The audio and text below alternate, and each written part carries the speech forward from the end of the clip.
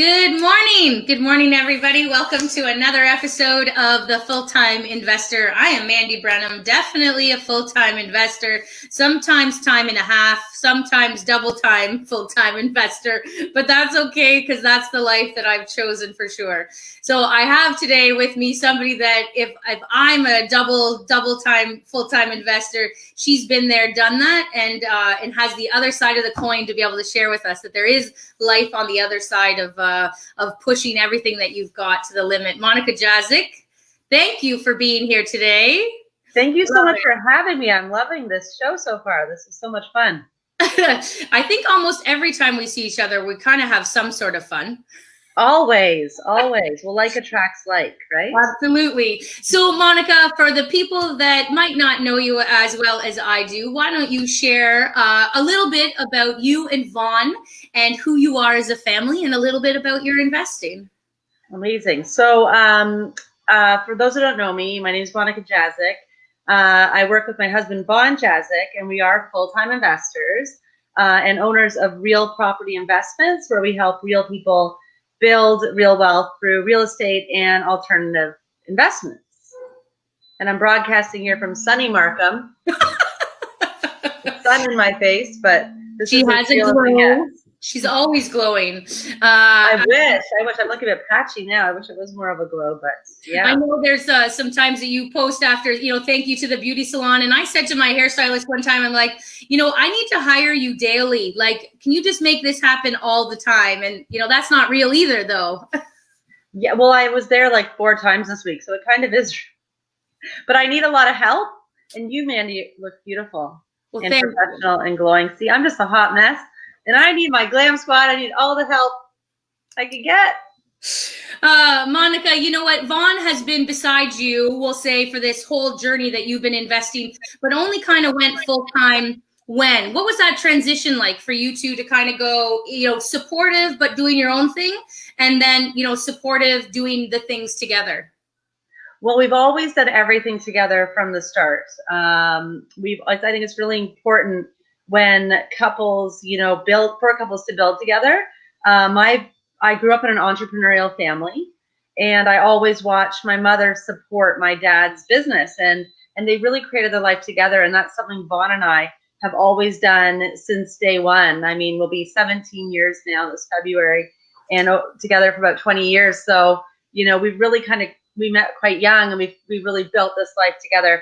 So when we started getting into real estate, it really was a decision that we made as a couple. And unfortunately, it was a lot of work, and he was working full time when we started, and he wouldn't just stop. So he would basically go and work full time and then come home and do more real estate work. And it was insane. It was like 20-hour days for many years. And together, this is how we built the business, because it's really important. I think, like, even though I was home and I was doing a lot of the back end stuff as well, it was easier for me to kind of do things when I was at home, even if I was with kids or doing other stuff as well. But he really did keep that momentum going, and certainly did his part. So, it required all effort. And when he came full time, it was pretty much almost seamless, like a huge relief, really, that he was amazed actually how much work there still is to be done. So it was just like all the work he still did, but it would slot into more of that, well, I'd like to say 9 to 5, but I wouldn't really say it's 9 to 5. So no. What's your thoughts on work-life balance, to be able to say there you were? Because I mean, some of your story just like it resonates, like you're talking about me. You're a little spy in my house going, how does Monica know what exactly I'm feeling? And there's this portion of time that you're just like head down, working so hard. And then somebody says, well, don't you want balance in your life? Or your kids are coming to viewings or whatever that looks like. And you think there's got to be a better way. Is there a better way, or is that just an illusion? Work-life balance. And we're actually going to be doing a program in 2020 called Design Your Life, because you have to really put your life, like Coco Chanel says, my life didn't please me, so I created my life. Right. And that's really what everyone has to do, is really create your best life. And I am a driven entrepreneur, and I thrive in a work setting.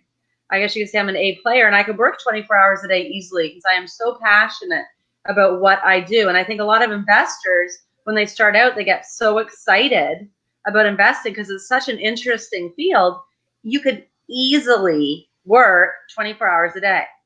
And I did that, like when we started out, and I was bringing kids to these things. You have these little posts like Junior CEO and, kids in training. And, like we thought we were awesome. And it was really awful. I lost 3 years of my life. I was working 20-hour days. My kids, you know what? They're brought up in the world. And I think it's ingrained in them, mindset, real estate, whatever. But a part of them hates it because they lost their mom for a few years, Kids crawling at your feet while you're on the computer finding deals doesn't make you being a stay-at-home parent, nor does bringing your kids to job sites, no matter what any parenting book says. I wouldn't kids change want you to it. be at the park watching them on the swing and not taking your eyes off.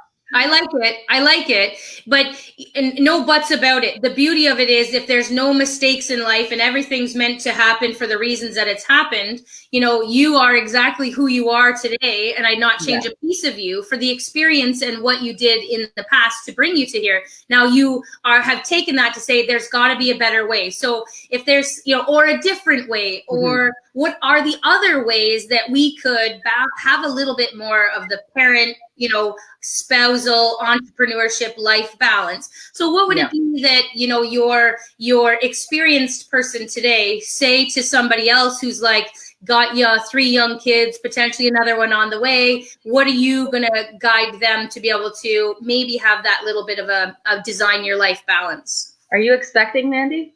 No. Oh my God. Is this an announcement? Over. Larry, what have you done to this woman? She's busy enough. So let's go back to that design your life concept. Woo! It's all about planning your life and making your life with intention and purpose. Yes. We all only have 24 hours in a day, and it's your job to make the most of them. And everyone should be getting 8 hours of sleep a night too. You do need to schedule in downtime. So the way my schedule kind of pretty much operates is pretty pathetic, really, in the fact that I really am like, I could tell you probably what I'm doing a year from now. But I design my life so it fits in, health. And we're going to be doing a workshop at our GTA event actually called Health and Wealth, because that is the most important thing. If you don't have your health, what does anything else matter? So we have pretty much, health and fitness. And then our kids schedule, because we have 4 very, very active kids, and they have very hectic schedules because they're all in multiple competitive sports. And that could be really busy too. So we schedule our time for our own mental stability. So I do play tennis at least 3 times a week. I make sure I work out at least 5 times a week. Vaughn's a CrossFitter. He's in the gym multiple times. Like, we have our own thing. And then we have our kids schedule, in which we're very active there. Like, I never miss any of my kids' games. Like, we're in St. Catharines all weekend. This weekend, at 3:30, I'm going to my son's high school basketball game. Together, we're there at every single game. We didn't have kids not to be there. We had kids so we could be there to support them, and we are there with everything. And after that, then we slot in our work, because we do have to pay for all this. And we love our work. So our work basically, derives of, we have a lot of people that work with us too, and we outsource a lot of stuff as well, So our work is kind of a mixture of, hosting our events, as well as providing consulting calls to our members, and also creating a lot of content, information, and courses so we can help more people. And we're really working in 2022 to help as many people as possible learn to build wealth through real estate and alternative investments, so they could also live their best lives. Awesome. So it really is a matter of just plugging in and programming. Now, also, people have to remember too, you need to have time for your friends. I love you, Mandy, and I love my real estate friends and family to death. I love the people I work with, and we're together a lot and all the time in social media, and it's really great and supporting. But we also have other friends, that aren't into real estate, and your family, and you got to make time for them too. And it can't just always be work and real estate and whatever, because there's people, like, I just got together with some girlfriends last weekend, and it was like the old university days. It was just great, just to kind of check out and also get together with other couples, have other interests. And so you really need to just sort of plan these things in your life to have a really great life of fun, of fitness, of business, and also of philanthropy. So most of my time actually is giving back. So we do a lot to support, for homeless people. We do a lot of the out of the cold programs. And you're in the schools often with the kids programs. I know that's really special to my heart when I see that. I love that. I was doing for the JCO offers a bunch of different financial planning and entrepreneurship and wealth building. We love to kind of go in there and inspire kids, but we're trying to go deeper and deeper. Like sometimes we do kids in the Markham area and it really resonates with them. But I'm really trying to touch these things like Indigenous communities, at-risk youth, homeless people, and also adults, because I will help anyone. Like we're here to really help change lives, and we believe that lives can be changed with just a simple idea.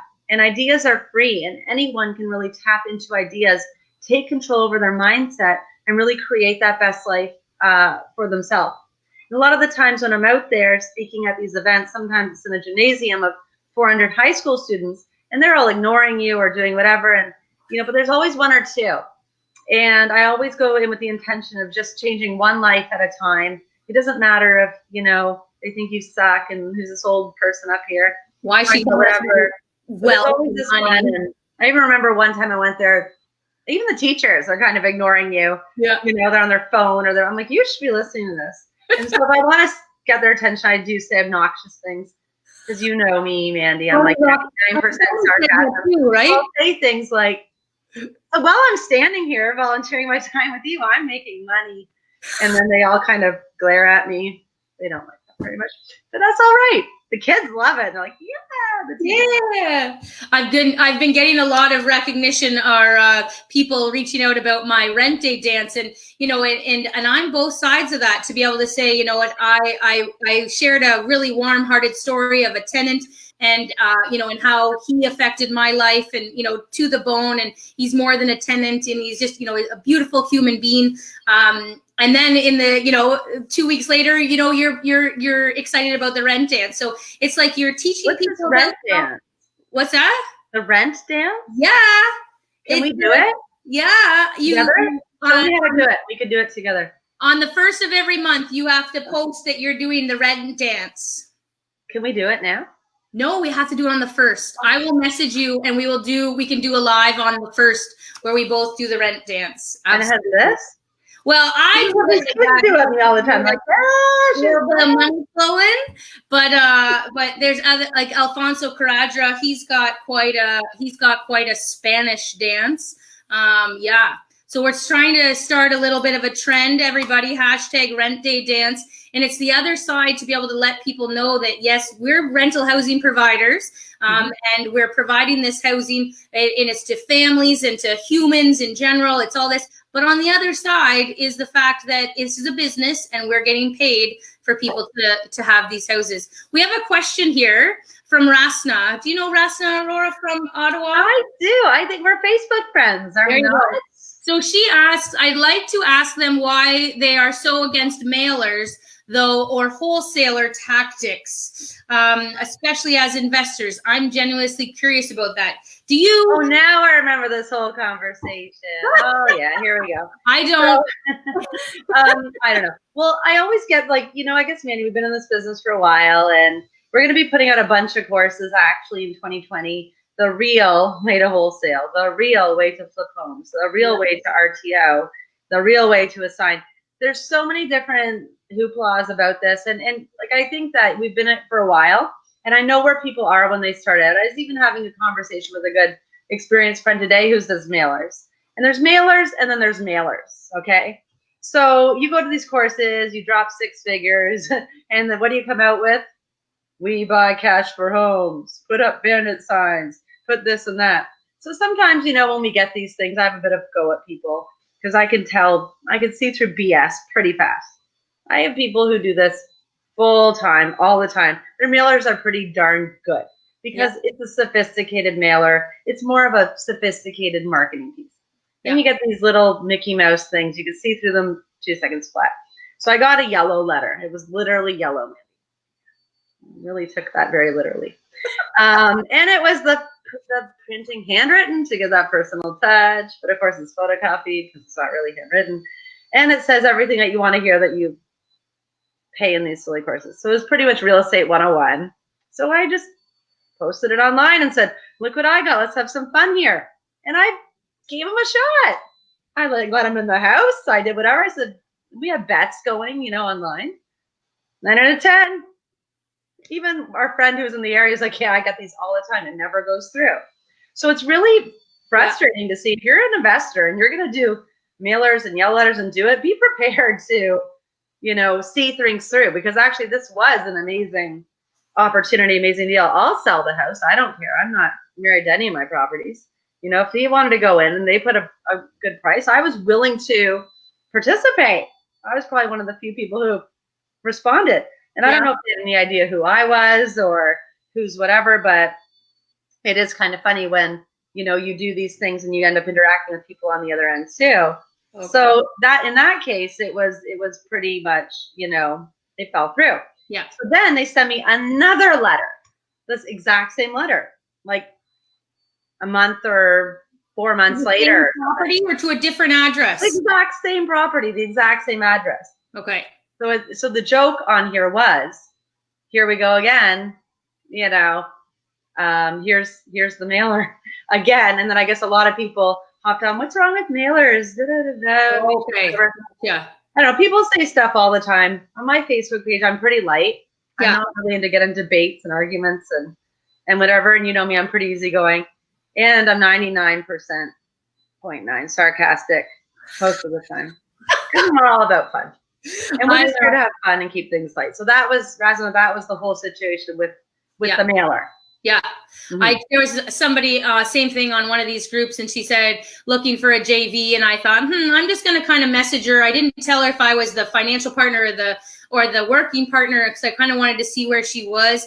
And she was a working partner looking to pitch to a financial partner. She had no idea who I was. I thought, I'm just going to do some market research right now and see what other people are offering to investors to see where I can step up my game, or, you know, just what else is out there. And like, I got off the phone and I was like, I hope nobody falls for that, because there was just so many holes in what she was saying, and, you know, just inexperience written all over, and speculation that I thought, okay, so my duty then, so I don't just leave people in it. I said, you know, just so you know, I am an active working partner. Please follow all of my social media, because there's a lot of good tips on there in ways that you can get better at pitching to financial partners. So I don't leave anybody in the mess, kind of say that, you know, I'm certainly giving her that guidance. But yeah, you know what? Everybody's got to learn. I certainly was one of the first people that started with JVs. Like, my first JV partners had to take a chance on me. But then you get better, or you have the right circle of people to be able to ask those things to. We have Michelin that says, hi, I'm a beginner. She's still renting. It's scary for her. She's trying to invest in one income, currently renting. So she's in analysis by paralysis right now.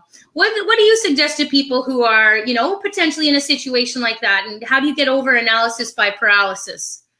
Well, you really need to I think you need a coach, or you need to figure out, you know, something to start, you know, and, you know, we do offer like free 30-minute consult calls. And what we're trying to do really is to give this real advice. And we have 3 clubs in Ontario so far. We have one in GTA. We have one in Barrie. Mandy, you were a huge part of helping us launch that. Thank you. Yes.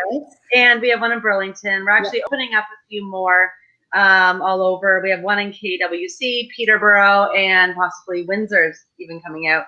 Yeah, so we're kind of slowly expanding and helping. But the purpose of these clubs is not these topic of the month clubs or whatever. What we're really trying to do is spread the real property message and have people convert to this membership. So even if they can't come to the clubs, you can actually still get the information. Now, we've designed low-cost coaching levels for people to really get the information they need with the longevity that's required.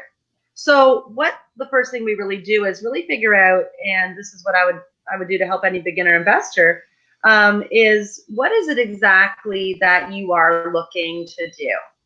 And through a nice conversation and an intake process, we've created a methodology that really leaves people after a conversation with really knowing exactly what they're going to work towards to create in the next 12 months and what are the next steps.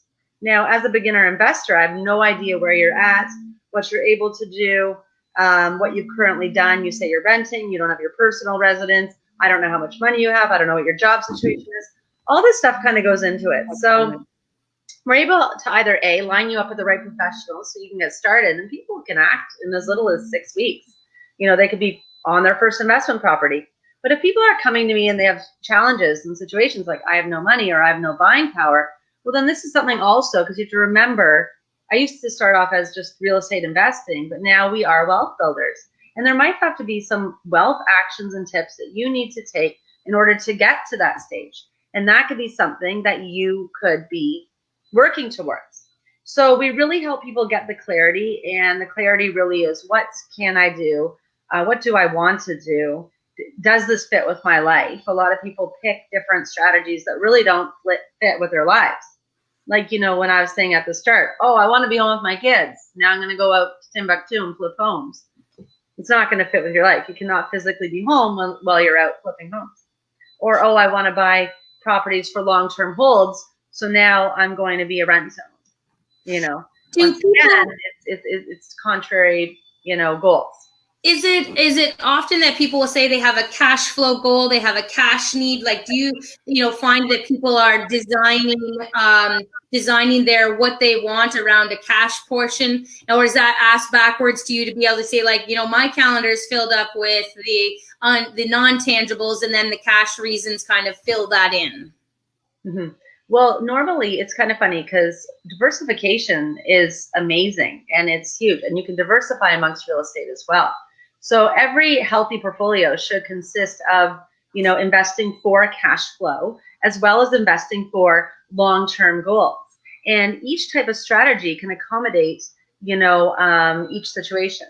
So when you're starting out as an investor, you have to really figure out, okay, so her question is, I'm renting and I want to get an investment property. Are we investing for cash flow to increase this? Or does she have, a long-term savings plan that she wants? Should this house be also a house that she lives in, does a conversion in, uses as like a house hacking type of thing? Like, we never know until we really get that conversation with people and really get discussing with them. But there's so many different ways to make wealth in real estate. It's not just one way. When people are going out and they're buying home after home after home after home, you have to wonder, why do you need to buy so many homes? What is your wealth goal, and what are you trying to achieve in the first place? Because a lot of people say that real estate is a passive investment, and it is not. It's very, very active. And, people are, I'm going to leave my job and I'm going to have 100 properties. Well, like I always say, having 100 properties is like having 100 kids. So people need to start kind of replacing their goals, and having a numeric equation and a purpose behind them. I want to go from full-time to part-time, so I need to replace $50,000 a year. How am I going to do this? I'm laughing. This is technically, thank you for a personal coaching session for Mandy, because I mean, yeah, your conversation just resonates so much, because we're, I'm a house hoarder, and there's a part of me that I remember the first time you said those words. It's like having 100 kids, and I was like, what is she talking about? When you said it this time, and I was like, can I have a babysitter for my 100 kids? Yes. I don't want them anymore. Well, we had an event in Barrie, and on Tuesday. Yeah. And our private market specialist was talking about self-directing registered funds. And he's like, how many of you hate real estate? And I actually put on my hand, because now I'm not a house hoarder. I'm actually a house hater. Like, sometimes I love real estate and what it's done for our life. Yeah. I swear I hate it in regards to the amount of work. Like, Yep. when you're flipping out in the soccer field, watching your kid play, you get a call saying your tenant's been stung by a bee. Like, come on, like, this is the realities. It's work. Even if you have property management, you have to manage your property managers. It takes time. It's not a passive investment. Right. Now, Mandy, I guess your JV partners, that's a passive investment. But poor Mandy, you're out there doing all the work. It's funny. I said that, there's a couple properties that we have, and I'm just like, oh my gosh, like I was a genius to be able to see the potential of what these were. And then I was like, wait a minute. The genius was my partner that has never stepped foot in town, let alone seen the property. And all he did was invest in me. And I'm like, so the real genius is the passive investor that saw a vision that I was able to share with him. But so, yeah, you can really see the side of, yes, wealth is real estate creates wealth, but on what side of the coin do you want to be on that wealth generating? And, it's definitely funny when somebody says, well, why would I give half of the returns away to you? And I'm like, because you don't have to show up to that makes me angry. You know what? And I was given a good tip of that too, because people, we do a lot of things, and we have a lot of people that we do referrals to who do joint ventures. And people will be like, well, why would I give 50%? Or it's even to us, like, why would I give 50%? And it's like, you're right. I should be getting 70. I know. But I feel like I'm in a nice mood. So I'll get I said, this is the way I view everything in life. I'm very easygoing, and I love people, and I love getting along and harmony and goodness and fun. Yeah. And I think everything is 50-50. It's just the best business relationships, 50-50, because it's like a puzzle piece. Without you, there'd be no deal. Without them, there is no deal, So put the money, put the sweat equity together, and, it's perfect. Why would you want your partner to have less? When I see people getting the raw end of the stick, I just do not think it's a healthy relationship. And that's what these partnerships are, is they are relationships, long-term relationships, because you need at least 5 years if you're doing your standard buy, rent, hold. You guys have to trust each other. You have to get along with each other, and you have to both feel really good about this relationship. And a good JV partner wants their partner to feel good too, and they see value in their partner. Yeah, for sure. And no different than being a private money lender. You're still looking at the covenant, who you're lending that money to. Mr. Polis mentioned to me that in this industry that, it's all about your reputation. And, so you're kind of going out to all these investor groups, or wherever you are, you're just interacting, volunteering. And, people are, it's you who shows up all the time. So if you're going, you want somebody to trust you, you have to portray trust all the time, and build a credibility for yourself. And, then I can't wait to the day that I'm the passive investor and I can say to somebody, you're growing up, you're on the investor journey. So, and like I said, you remind me of me when we started, because you love it and you're excited, and you're doing awesome, you're kicking asses. Great. And you haven't made as many mistakes as we made. So I know you guys are even better. Book. What is a great segue into your book? Oh, real estate mistakes. I love how honest you are. You're just like, look we could keep all those and pretend they didn't happen, or we're going to share them with the world, which, the value of your sharing that information, those stories, those, we thought we were doing the right thing. And next thing you know, it's this happened and this happened. And now it didn't end up the way that we had anticipated it. But you're here to talk about it. At the end of each chapter, there's a hindsight is 2020. And I really believe in that theory, because in life, as we're navigating our way through life and you're doing things without that support, it always is like, you will make mistakes. Anyone who's trying is making mistakes. And often the mistakes you make, it doesn't mean you're stupid because you're making mistakes. It's just like, oh, I just didn't consider this one small factor, and then this mistake happened. Now, because we were doing so much at the same time, all these little mistakes accumulated to a bigger disaster, which is fine. It's whatever. Yeah. I'm grateful for my mistakes. It made me an excellent consultant. Yes. Because I could genuinely tap into my own experiences. But even if it's just like Tony Robbins says, a 2 millimeter change, is it, just hindsight 2020. It's just, now that I look back, I will never, ever make that mistake again. And that's why I love working with people and helping them, because I see people making the mistakes I made, and I know exactly where they're at and how they're feeling.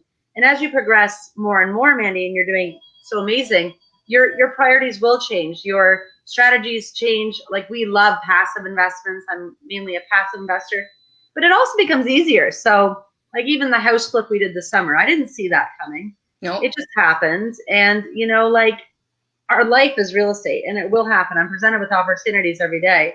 I don't have to act on anything. I choose to do what I want. And we're like, people would be like, so what are you doing this summer? And I would say, well, we're going away probably 5 out of the 8 weeks of the summer. And, my kids are doing this and that, and it's a great summer, whatever. Oh, and then for fun, we're flipping this house. And then we're probably, starting again in September. And they'd be like, what do you mean for fun you're flipping a house, So it wasn't even like a project. It's just almost intertwined. Like our business really is like a fifth child. So when opportunities come, we can pick it up. But for the most part, I always challenge all of you, like, how much are you guys making right now while you're not working? The rents are still the working, the collecting rents, all the bugging stuff. Yeah. But that's truly what a passive investment is. And also in any of our active investment strategies, we're looking at least 30% return. Windsor 50%. It's amazing. But you're really trading a lot of time for these returns as well. So, when you look at passive investments, and a true passive investment is one which you write a check and you pass it over. Sometimes the returns might start at 8%, 10%. And what's wrong with that? The more sophisticated you become as an investor, the less desirable these astronomical returns are. That's less of a criteria. Yes, you could get that, but you also are diversifying. What about our portfolio is just all over the place. What about those people that are like, oh my gosh, they woke up and they feel that they missed 20 years of investing and now they're in a crunch mode, and they feel they're like, I can't take 8% because I'm 58 and I only have X amount of years, or they're trying to make up for lost time. Sometimes they're the ones that seem to be in a hurry or that don't like average returns. Well, they better be not taking 8%. It's not for everyone, 8% is not going to get you there far. They're going to have to figure out, what kind of returns do I need to receive, and what kind of income am I trying to build? And people who have waited long, look at Colonel Sanders. I think he started his KFC when he was 70. That's great. I think it was 70. He was old and he figured it out, and I love that story. And I'll help anyone, no matter how old or how young. We have one of our youngest members is 19. Oh wow! And he's incredible. He's just tied up a property in Barrie wholesale, way below fair market value, and wholesaling the real way, Mandy. Cool. No yellow letters. No letters. No. But I don't think you're ever too young or old, but you have to be realistic. So in our presentation, we always talk about statistics, and a large portion of Canadians are not retiring. Their savings for retirement are $250,000, and that's only about 35% of Canadians. Most Canadians are retiring with no savings and debt, and people have to get realistic. So I've had people who are older, and they come to me and they say, I want to buy an investment property, and I still have a mortgage on my personal residence of whatever. I'm like, you may want to sort that out first. Sometimes with wealth building, and this is why I love doing these analyses, is I really can dig deep. And when I have people create what we call an investor profile sheet, we do this thorough analysis on them. A lot of creative solutions really, really came out. I had someone yesterday, he's making great money. He's a new member, he's making great money. He's doing fantastic. And he has a lot of equity available on his property, but his mortgage payments are still really, really high. And it's really impeding on his life. And meanwhile, he has another property he bought for cash, because he has a lot of cash. And I'm like, listen, why don't you get a mortgage on that property and use it to dump on your personal residence, just to get a little bit of that stress down, because it's stopping you from qualifying for other things. Yeah. So sometimes when I look at people in these situations, they're like, look, I have 5 years, I have whatever.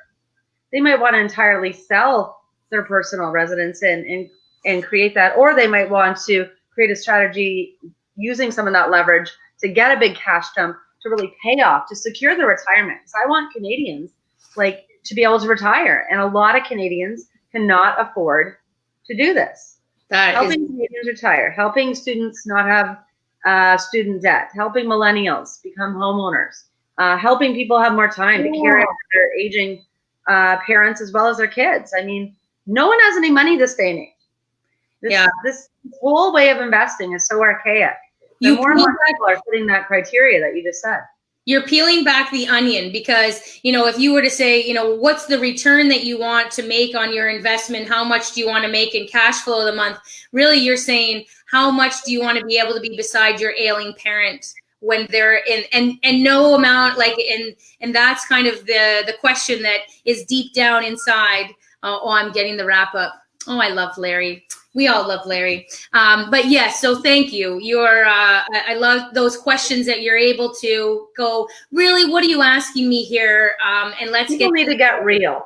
They have to stop worrying about these fancy net worths or, fancy number. I want to own a $1 worth of real estate one day. Like, who cares?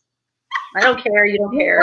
You need X amount of money to do what it is you need to do. Let's get you the money. And that's what we do at Real Property Investments, help real people build real wealth for real estate. Yay. We helped over 1,000 Canadians, and we hope to help over 1,000 more in 2020 alone. Yay. That's an exciting way to look at the outlook. I'm having some people that are saying, how do we find you on social media? What platforms? How can we follow what you're doing with your business, with your real property advice and various different angles, things that are going on with Monica? Well, come see us at an event. You can visit our website at rpinvestments.ca. We have a big coming soon banner because we are revamping. Okay. But it has all of our social media handles, as well as all our information, where to find us, info@rpinvestments.ca. We're very friendly. You just shoot us an email and we'll respond. That is awesome. Monica, I value your time very much, your smile, your wisdom, and your presence within our investing industry. So thank you very much for being you. That is Mandy signing off for another week of the Full-Time Investor. I thank you for watching this week.